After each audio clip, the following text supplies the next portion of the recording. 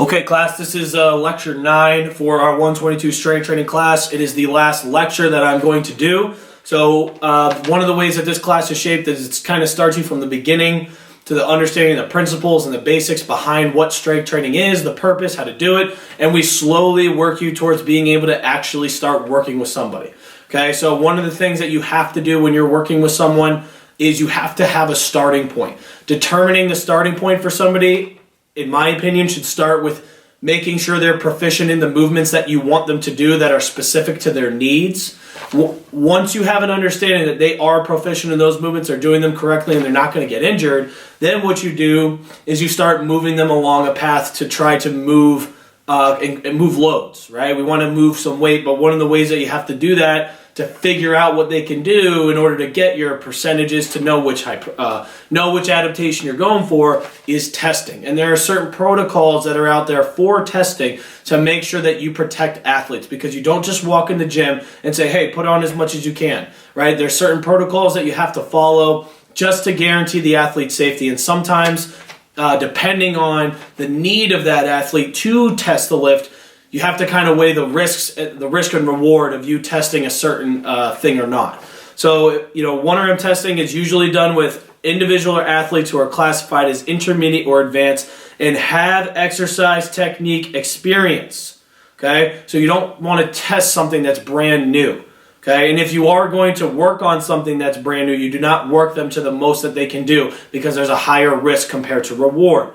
This is something that they should already have an understanding how to do. They know how to, do the movement properly. You're confident in that. This is just to risk them from not getting hurt, okay? Another strategy is that 3RM testing could be done if the individual is not as well trained. So instead of saying, hey, I want you to work up to the most weight that you can do for 1, we say, you know what, I want you to do something for 3. And usually, and honestly, that weight is going to be lower than what they could do for 1 because there's more reps.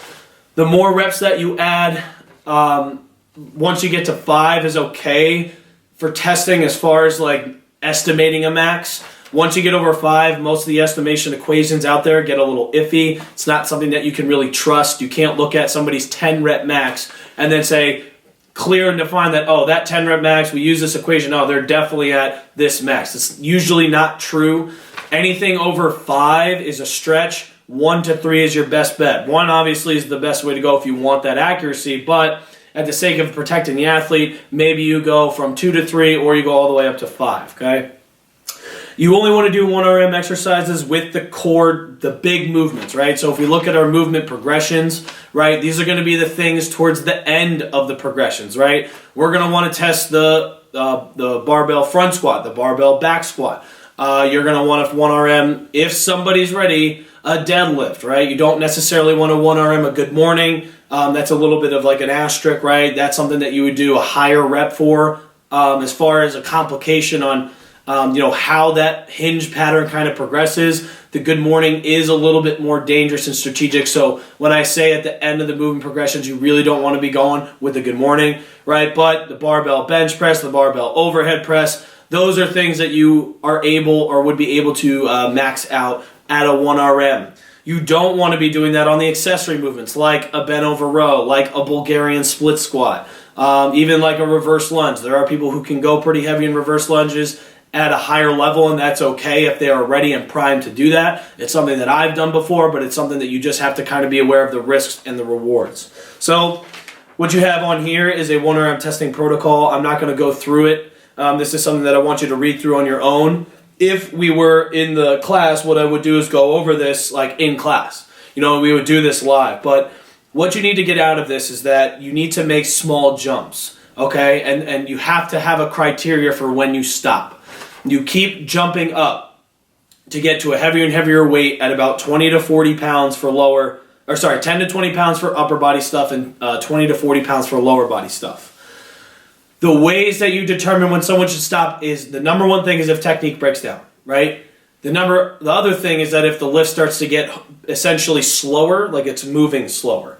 And there's you can actually measure speeds to determine a 1RM, but it's something where you need to find that point where it's like, you know what? It's not even worth you going up again. We are close enough. It is very rare that you're going to get somebody to do a true 1RM at literally the last possible pound that they can get. That's what you see from like power lifters, because that's their sport. Their sport is literally to move the most weight possible.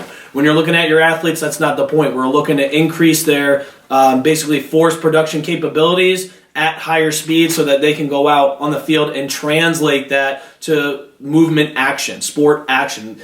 Their main deal, their specific goal is not to have a better squat or have a better XYZ. There are other ways to do it that are much safer and less of a risk.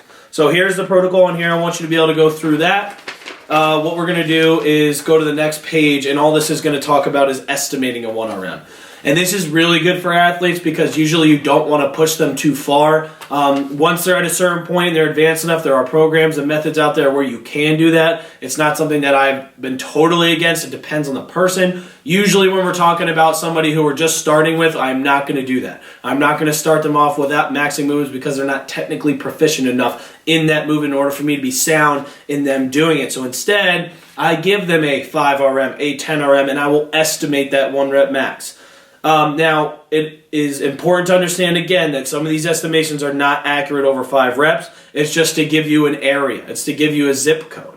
Okay, and even it says here, power exercise do not work well. Over 5 reps can deteriorate technique. So something where you're doing a clean or a jump shrug, anything of that nature, you don't want to be doing over 5 reps. That's when it starts to get sloppy and you start to lose the actual effect, that neurological aspect that you're even going for, right? So 5 is probably the limit on those. This is for those like accessory type exercises that you could do this for. You can use the equation I'm about to give you for 2 to 4 reps. I think it actually does work pretty well as far as a programming standpoint. So the last thing that we're going to go over is this equation. So if you are estimating somebody's max so that you can take percentages off of it, what you want to do is you want this equation. It's probably hard to see. I'm going to spell it out for you. Put in parentheses. Write weight times reps times 0.03, close parentheses, plus weight. Say it again. Parenthesis, weight times reps times 0.03, close parentheses, plus weight. All that means is if I do 400 pounds for 3 reps, I want to estimate what my max is. I would put 400 times 3 times 0.03, whatever that is, I would add the weight back to that, and that gives me an estimated max that is relatively accurate. Something that you can be sound in saying, okay, you know what, for this next 3-week phase, you're going to do 3 sets of 10 at 60% for hypertrophy, right? That's just an example.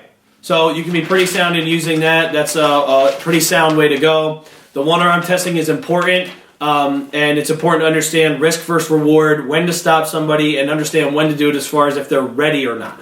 When an athlete's ready and they're advanced, you can do things in methods that involve a lot of heavy stuff, so you have to understand these protocols. If they're not ready, you're not even thinking about doing this. You are just getting the athlete the general physical preparedness for them to even be able to think about going heavy and getting proficient enough at the movements in the first place. So that's the conclusion of the lectures for this class. Make sure you finished all of the movement pattern videos and the added Olympic lift progression video. Now, you don't have to actually practice the Olympic lifts. It's something that you need to have an understanding of how they work for future classes. So make sure you watch that, take notes. That's a future reference thing. Those movements will come back later in your exercise science program. So you need to make sure that you understand those so that you have an idea of moving on in the program.